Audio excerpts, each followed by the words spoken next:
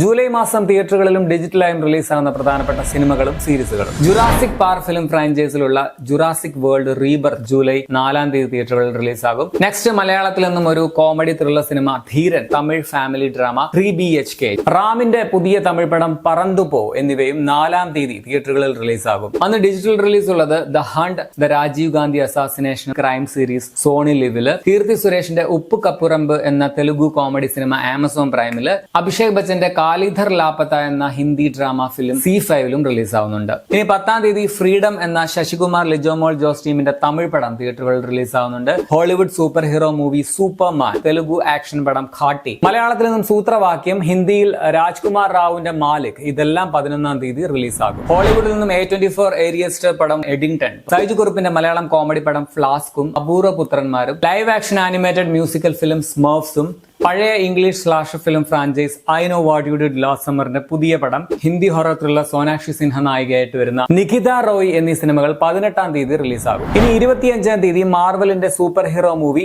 Fantastic Four First Steps, Vijay Sethupathi Nithya Menon ടീമിന്റെ തലൈവൻ തലൈവി, ഹിന്ദിയിൽ നിന്നും അജയ് ദേവ്ഗന്റെ സൺ ഓഫ് സർദാർ 2 ഒക്കെ തിയേറ്ററിലും, പൃഥ്വിരാജ് കജോൾ ടീമിന്റെ സർസമീൻ ഹോട്ട്സ്റ്റാറിലും റിലീസാകും. ഹിന്ദി പടം പരം സുന്ദരിയും ഫഹദ് ഫാസിൽ വടിവേലു ടീമിന്റെ തമിഴ് പടം മാരീജനും 25 റിലീസ് ഉണ്ടെന്ന് കേൾക്കുന്നു. കൺഫേം ആയിട്ടില്ല. ബാക്കി ജൂലൈ റിലീസുകളുടെ ഫുൾ ലിസ്റ്റ് യൂട്യൂബ് ചാനലിൽ. അപ്പോ